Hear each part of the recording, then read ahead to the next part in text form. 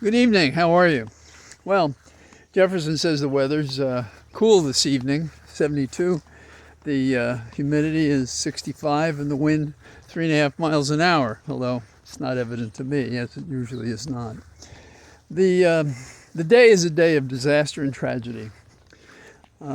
We should accept it as that, but we should not fool ourselves to think that having waited until the final hour for the Democrats to find their voices and for the Republicans, 13 of them in the House, to lose their balls because they wouldn't vote for what they said they were for, which you would think would sting the constituents because the Congress people are all up every 2 years, and that means next year they're going to be voted on.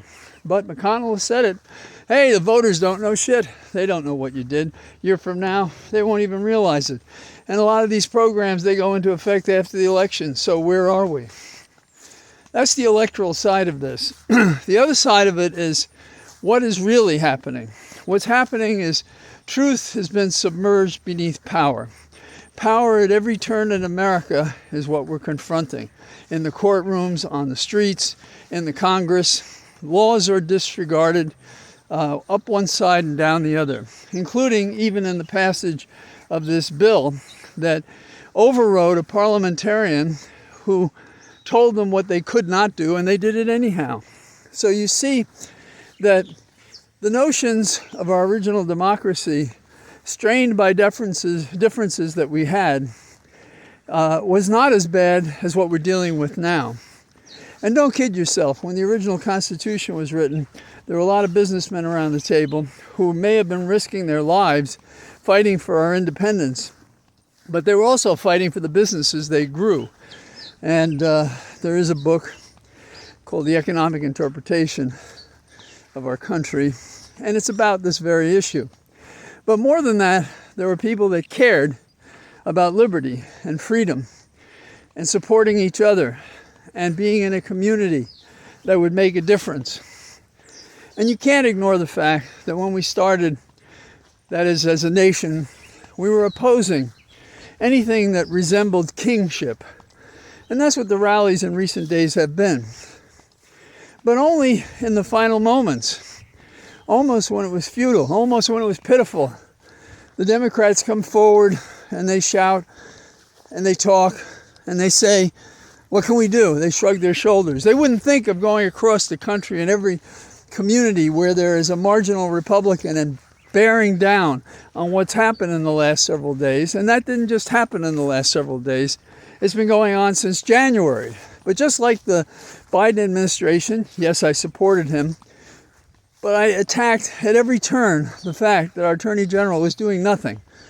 And I believe he wasn't in that state, feeling he could do nothing in order to preserve our country and get a reckoning for Trump and all those other people who invaded the Capitol, because I believe that Biden thought we can win this at the ballot box. And he was dead wrong. And we're talking again like that, you know? Are we going to win this at the ballot box? Is there going to be a ballot box? That's been the question since January. And why am I concerned? When you replace truth with force as the measure of accomplishment, you are very close to a dictatorship. And that's where we are. We have people who are going to suffer, and they're going to look to us and say, what are you going to do? Oh, I don't know. I'm not in control. They don't make motions. They don't stand on the floor and fight.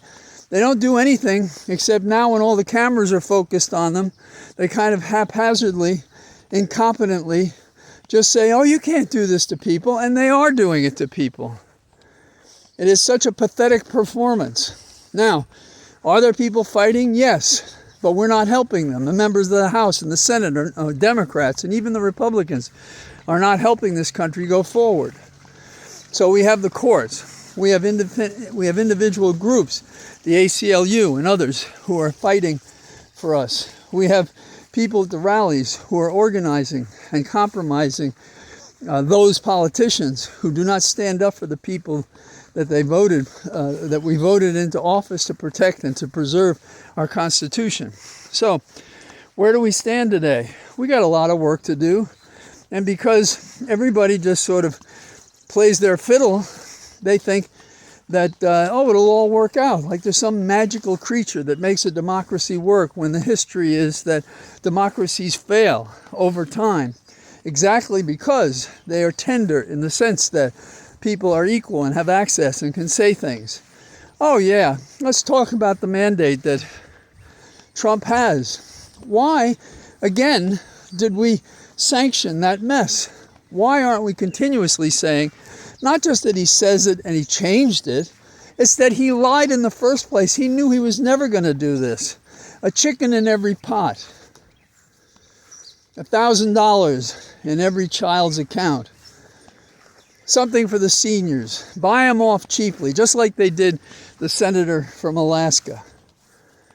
Why is it that we can see it, you and I see it plainly, but the people that we're talking about, who've been elected, who have lived their lives in politics, presumably should understand it, should understand how the wheels move and change and work for the people or not.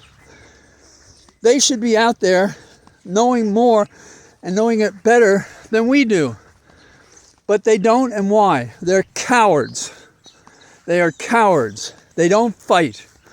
They sound like they're going to fight. The joke, about Schumer is, I'm going to write a really serious letter. Oh yeah. Well, how about seeking petitions on the floor to censure the president? How about members of Congress? How about the senator from Alaska who betrayed every other citizen in America to get some gimmies for her state? Why aren't we talking in those terms? We talk in these soothing terms, like the objective of journalism is to calm us down. Well, if you're thinking and you're awake, the only one who are calmed down are those pretending to be calmed down to calm us down. So, those are a few of my thoughts today. I'll say something tomorrow more. Well, I think a realistic approach to the 4th of July is that we are not celebrating our independence. We are suffering our dependence on the wealthy, on the craven, on those who are disaffected from the founding values of this country and who see an opportunity to hit and run, to take advantage for themselves.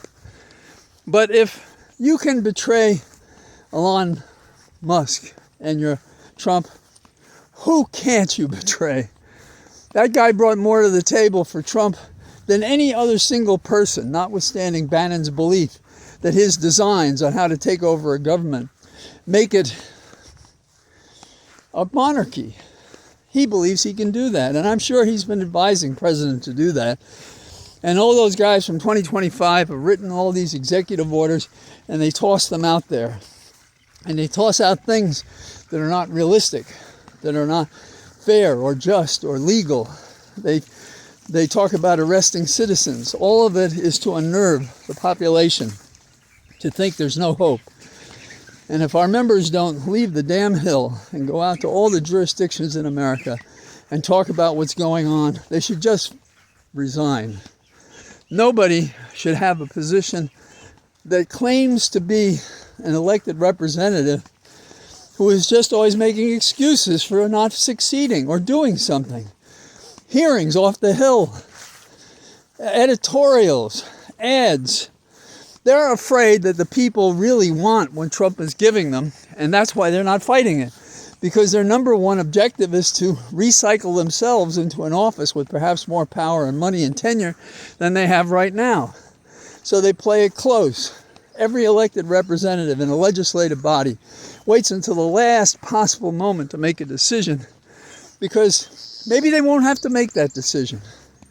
And the best example of that was passing the big bad bill after an evening of speeches that delayed an outcome that had to be obtained by the coercion of the big fat oaf in the White House. And that's what we're dealing with. And we seemingly are not going to learn this. People are going to say, oh, we'll get him at the election. Yeah, that Biden had that idea. No one could believe that a person could lie themselves into office, not have different views, lie, outright lie. Read a poll and say, I'll give you that. I'll give you the other thing. Well, so that's our problem. And it's our problem because the people who are supposed to do the work are not. So, anyhow, it's kind of a nice evening. And I'll say something tomorrow about our dependence on the incompetence and fearful status of our elected representatives. Go to court, go to hearings, raise money, keep the conversation going, because those are our tools. All the best. Bye-bye.